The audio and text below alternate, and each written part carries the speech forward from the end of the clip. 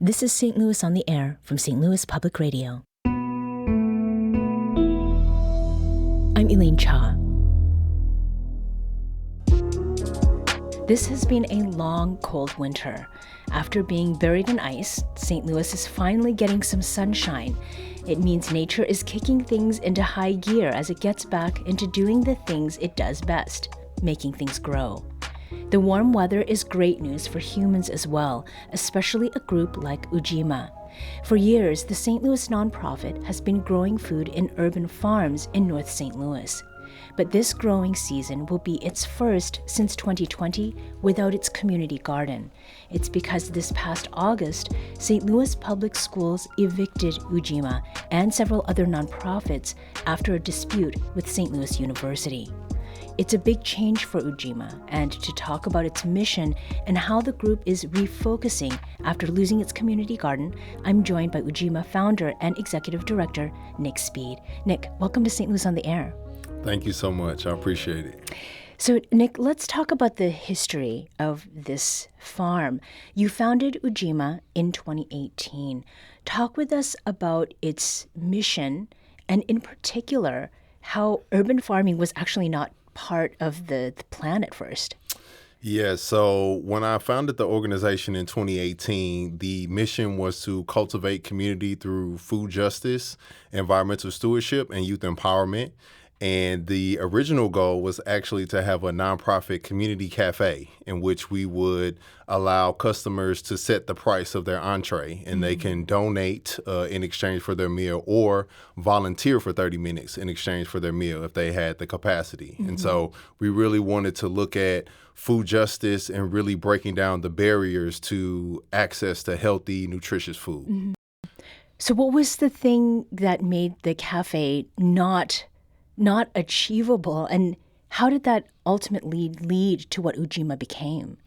Yeah, so the pandemic caused us to pivot like a lot of us. And so when that happened, we no longer had the ability to host the pop-up dinner events like we had done previously. And so I had already had access to the Clay Community Garden through my other job. At the time, I used to work for Gateway Greening, which is now C. St. Louis. Sure. And so I had built those connections with the principal as well as the community since 2017. And so once the school closed in 2021 is when we had that opportunity to manage the garden. And so we kind of took advantage of that opportunity and those existing relationships and to continue our mission. Yeah.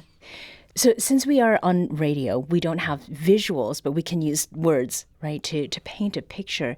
Give us a bit of a tour of what it's like to be at Ujima. Yeah, so we are a small micro farm. We have a house in about a half acre in Fairground neighborhood in North City. And just really grateful for that space. We had to fight really hard to get it. And so a couple of those lots actually came through the City of St. Louis's LRA department. And then the rest of the property we actually purchased from a former community partner, Robert Rusin, who is a goat farmer, a chef, incredible individual. And so it all really happened really organically, but we were able to take over this land and use it as an opportunity to continue our mission of food justice and environmental stewardship. We have a small orchard with 14 fruit trees. We have several raised beds across the property, as well as a native garden with several different species of native plants. And then we also have an herb spiral, which has several things like eucalyptus and lavender and sage and anise hyssop. So it's just a really beautiful space tucked in the middle of North City. And so I'm definitely grateful and looking forward to the future for sure. So where does this food then all go? There's no cafe. Yes. Who gets to enjoy this bounty? Yeah, so majority of the food that we grow actually gets donated to the community. So we have several partners throughout North City as well as North County that receive donations from us. We also allow volunteers that come on Saturdays to take things home with them as well.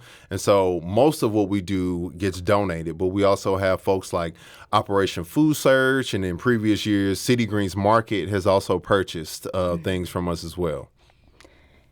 How is it, Nick, that constitutes a term that you've brought up? How does that equal food justice? Yeah, so I think that speaks to the inequities that exist within our food system. The fact that a majority of the food that we get from grocery stores comes from hundreds, if not thousands of miles away. And so to have the opportunity to grow some fresh vegetables, herbs, and fruits like right in your city, I think is another level of connection to the food. It's more nutritious that way. And then also, I think there's another level of actually knowing the individual who grew your food, and you can actually stop by and see where the food is being grown and harvested. I think that's another level of connection to the food for sure, and that experience of community for sure. Yeah. The other term you mentioned was environmental stewardship. And as I understand, in the space at the Clay Community Center, you had a lot of raised beds because you could not actually grow food to eat from the ground there. Talk with us about the things that you actually have to do practically in order to grow healthy food that respects the people who are going to be consuming it. Yeah, so one of the realities having a growing space in North City is that we are in an area that has been impacted by environmental racism. And one of the levels is that we have soil that has contaminants in it, whether it be lead or other contaminants from previous demolition that's been done in the community. And so that is a real thing that we have to deal with. And so having those raised beds gives us the ability to plant things right away and do it in a safe manner. But we're also looking at how can we grow things like hydrangeas and sunflowers, things that actually can repair the soil and create something that is not just beneficial for us as farmers, but something that's beneficial for the ecosystem as well. Mm-hmm. Now, I mentioned earlier what happened with Ujima's community farm last summer, and this was a dispute that didn't really involve your group, but this community garden on the grounds of the Clay Community Center on North 14th Street was a former school that was owned by SLPS. So then we go to August 2024, and SLPS orders that the entire property be vacated after it was broken into. This is the move that canceled the lease agreement with St. Louis University, which had partnered with several nonprofits that included Ujima and the community garden. Nick, with that background, talk to us about this garden that you've been working on for years. What exactly did it produce during its existence?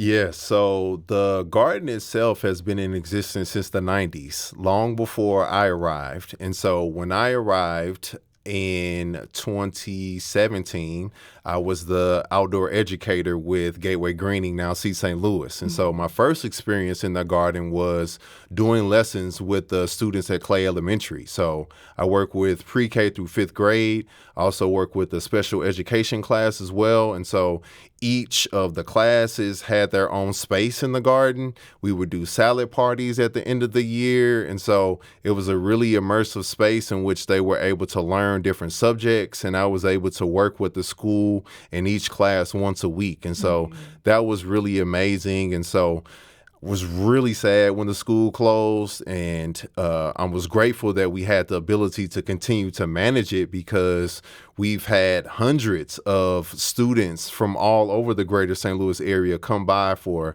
field trips and service learning and other types of experiences on top of the food that we've been able to grow in this space. And so it was definitely emotional these last few years, from the school closing to having to leave the property altogether for sure. And clearly it was not just producing, it was providing in really important ways. So getting the news that you were losing the garden, did you take some time to mourn that, or were you already thinking, I need to figure out what's going to happen next? That's a good question. I honestly didn't get a whole lot of time to process just because we had less than 2 weeks to vacate the property.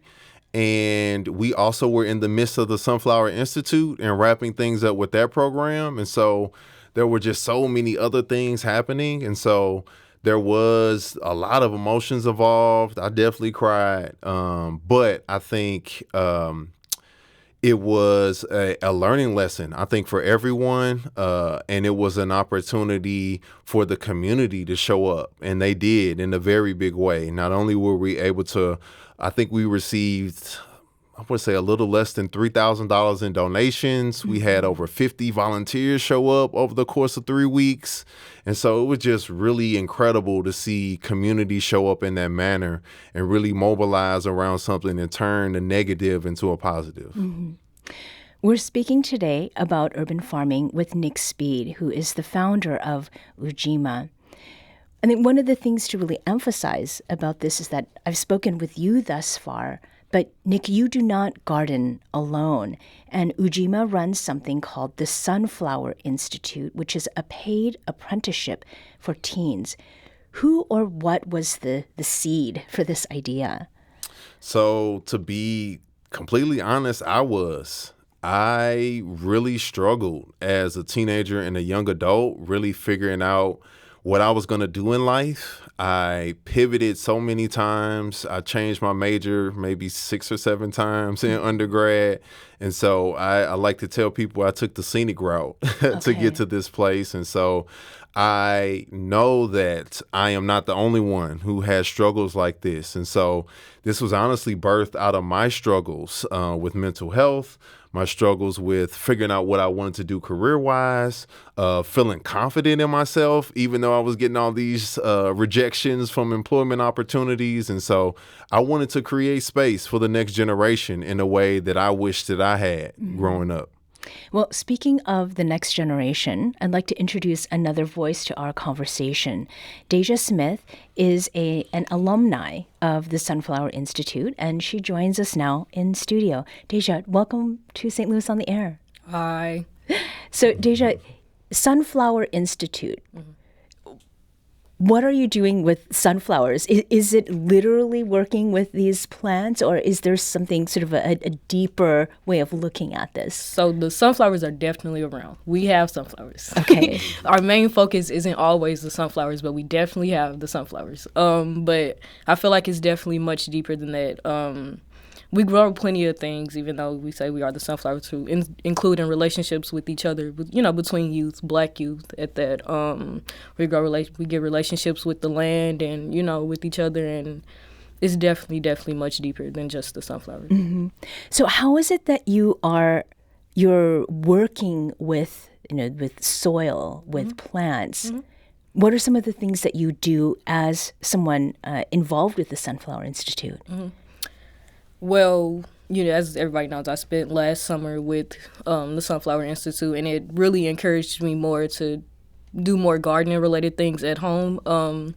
I set a personal goal this summer that I want to grow a few things myself at home, me and my mom, in our backyard. And even if it's just a handful of neighbors or family members or friends, just give away some produce when possible. Mm-hmm. I've been part of a lot of food justice organizations, and I've seen the impact of growing food and just giving away an entire bag of food, and I think it's a wonderful thing. Mm-hmm. So, yeah. Growing anything, mm-hmm. it's pretty thrilling. It's like watching sort of a miracle occur, even if it's a tiny pepper or tomato. Mm-hmm. My son is growing radishes at home for a science project, right?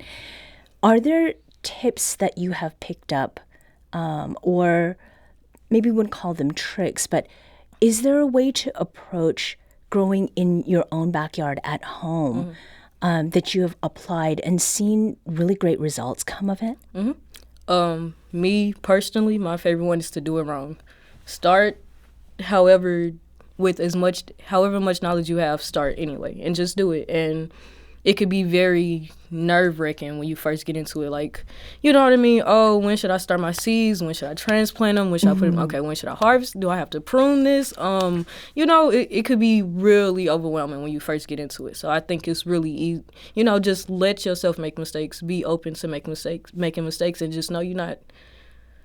You know, it's just gonna take some time to get it exactly right, especially if you're just starting, and know that there are other experienced farmers and people to help you along the way. So, you know, you don't have to rush to get it right. There are people to help, man. Just do it wrong.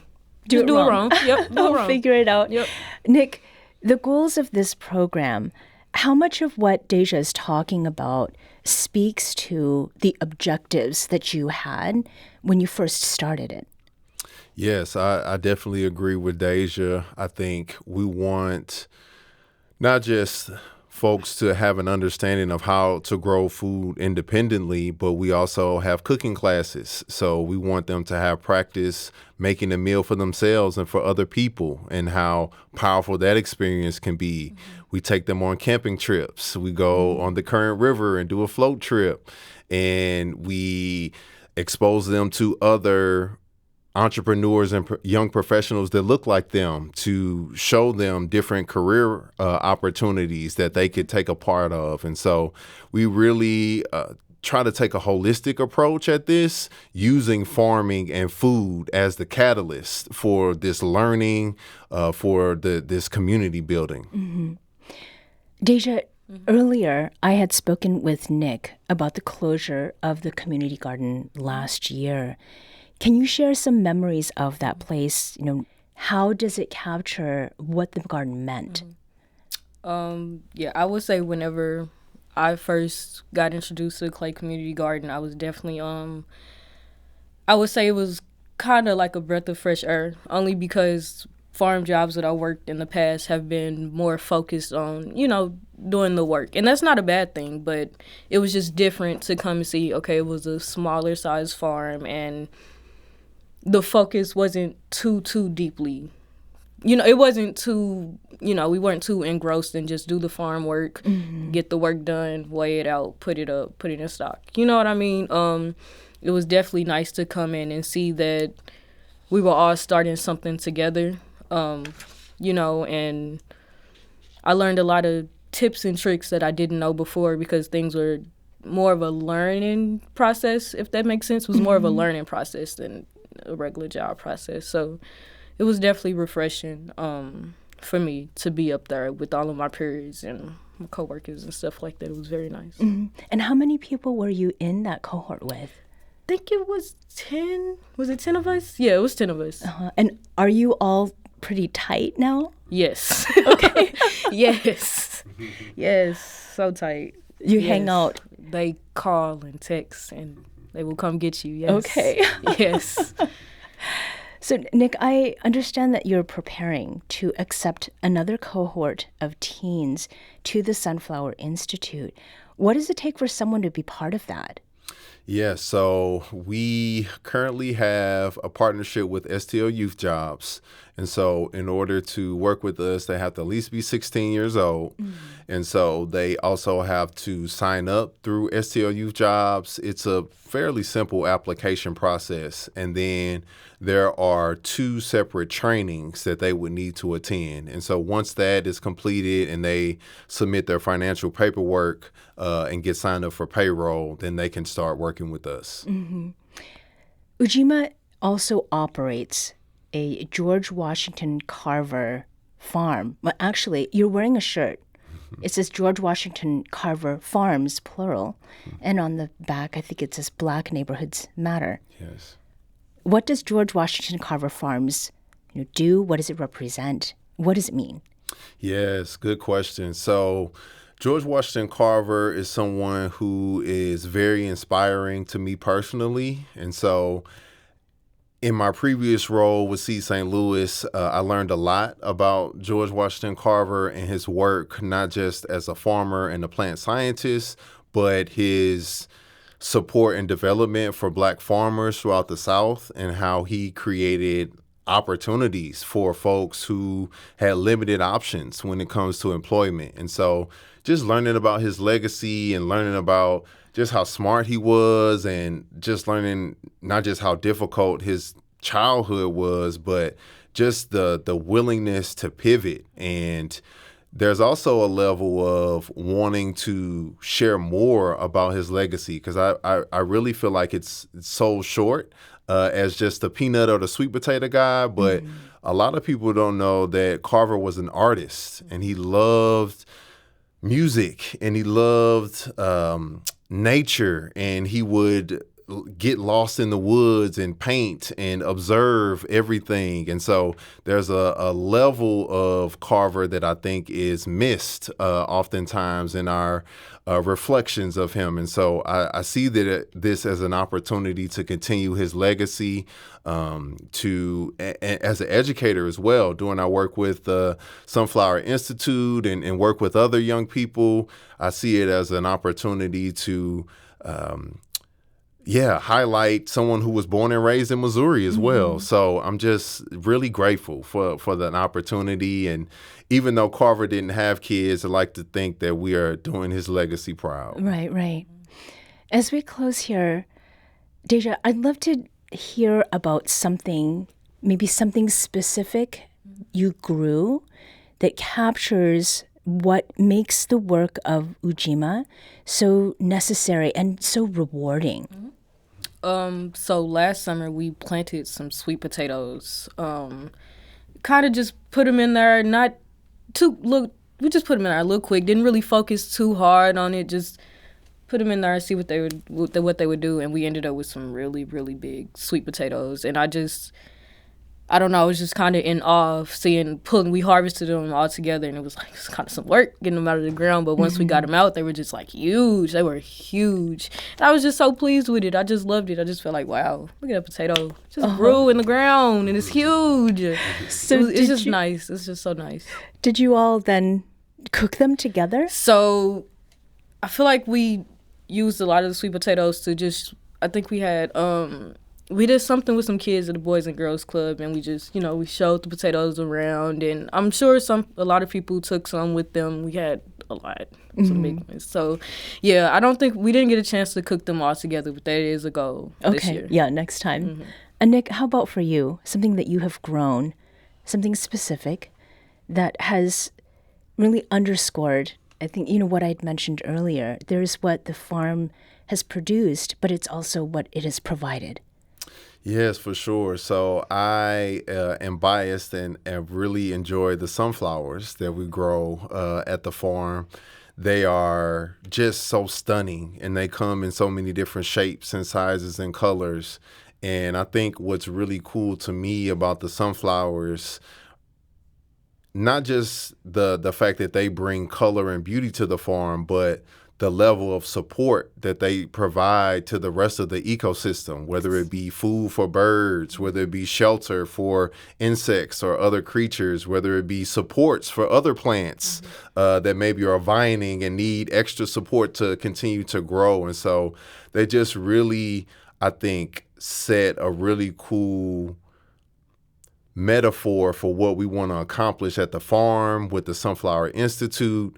And yeah, I think they're really something that I cherish. And in the heat of the summer, I always look out for the sunflowers. And it definitely brings me joy, for sure. Nick Speed is the founder of Ujima. Nick, thank you so much for being on the show. Thank you so much. And Deja Smith is an alumni of the Ujima Sunflower Institute. Deja, thanks to you for joining us. Thank you.